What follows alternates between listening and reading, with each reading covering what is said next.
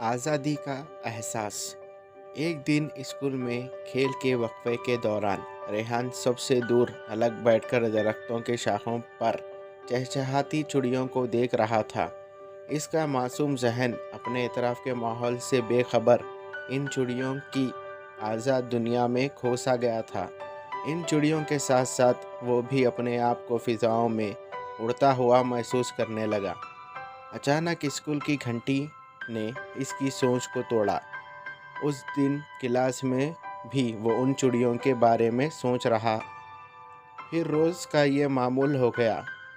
हर बार ये ख्याल परेशान किए जा रहा था कि परिंदे किस तरह उड़ते होंगे।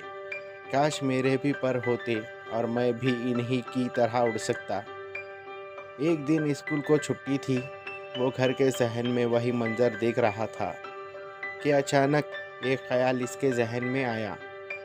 वो दौड़ता हुआ घर के बावर्ची खाने में गया और थोड़े चावल और एक सूप के साथ वापस हुआ। इसने सूप को खड़ा करके सामने चावल बिखरा दिए। चावल देखकर चिड़िया वहाँ जमा हो गई। रेहान चुपके से सूप के आड़ लेकर आगे बढ़ा और सूप को धक्का दिया। एक चिड़िया पकड़ी गई। रेहान ने चिड़िया को पकड़कर उसके पैर में धागा बांधा और उसके साथ खेलने लगा। वो बहुत खुश था। अम्मी जान बड़ी देर से बावर्ची खाने की खिड़की से रेहान की इस हरकत को देख रही थी। उन्हें फौरन आवाज़ लगाई, रेहान ये ठीक नहीं है, चिड़िया को आज़ाद कर दो। परिंदों को इस तरह नहीं सताना चाहिए। लेकिन रेहान ने माँ की नसीहत को अनसुनी करते हुए कहा, नहीं अम्मी जान, मुझे ये चिड़िया बहुत पसंद है, मैं इसको नहीं छोड़ूंगा। अम्मी परेशान हो गई। अगली सुबह जब रेहान स्कूल जाने की तैयारी करने लगा तो अम्मी ने स्कूल जाने से मना कर दिया। रेहान भी खुश हो गया कि चलो आज चिड़िया को बाहर ले जाकर इसके साथ खेलूंगा। कुछ देर बाद वो चिड़िया को लेकर बाहर जाने लगा तो अम्मी ने उसे टोक दिया और कहा, आज तुम अपने कमरे से बाहर नहीं निकलोगे। रेहान का नाश्ता और दोपहर का खाना उसके कमरे में पहुंचा दिया गया। इस रवैये का रेहान आदी नहीं था। इसके सब्र का पैमाना लबरेज हो गया।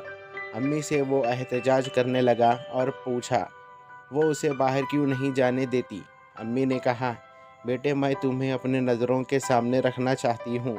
रेहान को अम्मी जान की ये बात कुछ अजीब सी लगी और वो अपने बेबसी पर अफसोस करने लगा। उसने कहा, अम्मी जान इस तरह तो मैं कुछ भी नहीं कर पाऊँगा। मैं अकेला इस कमरे में कैसे रह सकूँगा। मेरा स्कूल, मेरे दोस्त और मेरे दूसरे का तमाम चीज़ों से मैं कैसे दूर रह सकता हूँ। नहीं, मैं नहीं रुकूँगा, मैं जाऊँगा। और वो ज़िद करने लगा। तब अम्मी जान ने रेहान को समझाया कि बेटा तुमने जिस चिड़िया को कैद किया है इसके भी दोस्त होंगे, माँ बाप होंगे और फिर इनकी अपनी एक अलग बड़ी दुनिया भी होगी। भला बताओ कि किस तरह इन तमाम चीज़ों को छोड़कर अकेले रह सकेगी।